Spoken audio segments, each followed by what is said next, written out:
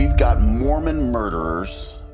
We've got a new Wayans Brothers movie that's going to be coming up. We have got a movie called Drop from Blumhouse and 2 sequels that you're going to be interested in. Stick around, guys. This is going to be a fun one.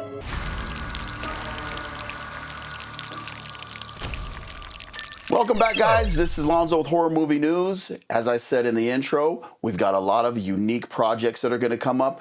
I don't have trailers for all of them, but I do have a little bit of breakdowns, and then I just have some one-liners about what these movies are about, so I'm going to just give them all in this video.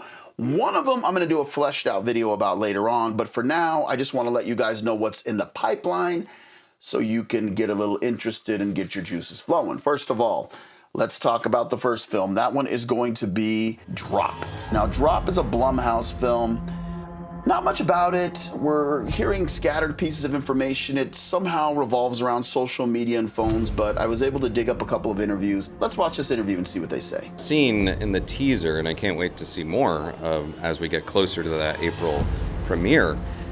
It reminded me of sort of a very modern take on the killers calling from inside the house vibe. What I think the movie actually touches on more is this is online culture, where you are being harassed or tormented by someone that you cannot see and cannot find and cannot respond to. You know, like it's more about that, I think. Here's what we know so far. This is directly from Universal Pictures' website. Director Christopher Landon returns to the thriller genre with the playful, keep-you-guessing intensity he perfected in the Happy Death Day films with this of-the-moment whodunit, where everyone in the vicinity is a suspect or a victim. Emmy nominee Megan Fahey plays Violet, a widowed mother on her first date in years. She arrives at an upscale restaurant where she is relieved that her date, Henry, Brandon Sklenar, is more charming and handsome than she expected. But their chemistry begins to curdle as Violet gets irritated and then terrorized by a series of anonymous drops to her phone.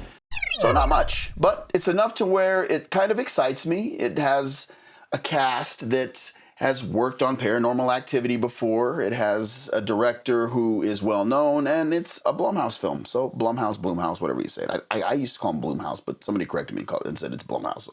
Whatever. Okay, second thing, the Wayans brothers are back. Scary Movie 6. Yes, ladies and gentlemen, it was just announced there's going to be a Scary Movie 6. For those of you who don't know who the Wayans brothers are and you don't know who the Scary Movies are, you need to crawl out from underneath your rock, because they were a fun, hilarious bunch of movies that did spoof some things like I Know What You Did Last Summer and Scream. They're brilliant at their writing. They're brilliant at the films. That's why there were so many made. I think they grossed over almost $1 billion with all the films combined. Here's what we know about the Wayans brothers as of this far. Let me read a little bit and see exactly where we're at. So it was announced at CinemaCon. It's going to be developed by Miramax and Paramount. So come on, y'all. You know that's going to be a really good movie. If I hear any information, I will let you guys know for sure. There's also going to be Black Phone Part 2. For those of you who don't remember, Black Phone was the phone with Ethan Hawke. He plays a serial killer. He lures kids into the basement. There's this secret phone that's in there. They're able to pick up the phone, and the people on the other line are people who were actually killed in the room by this serial killer that explained to him how to get out of the house. Not sure how they're going to do a remake of this one. I'm actually going to do another video about Black Phone and the serial killers that it's based on, because there's one serial killer in particular that it's based on that's super creepy. The story's creepy, and y'all have got to hear it because it's a crazy, crazy, crazy tale. And this serial killer actually inspired other serial killers, including John Wayne Gacy.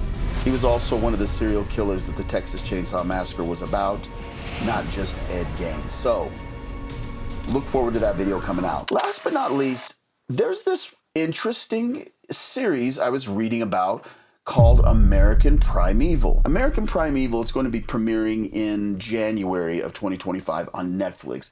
This series is going to be a little bit different. Not necessarily a horror, but it can be along those lines because of some of the graphic violence that's being used in it.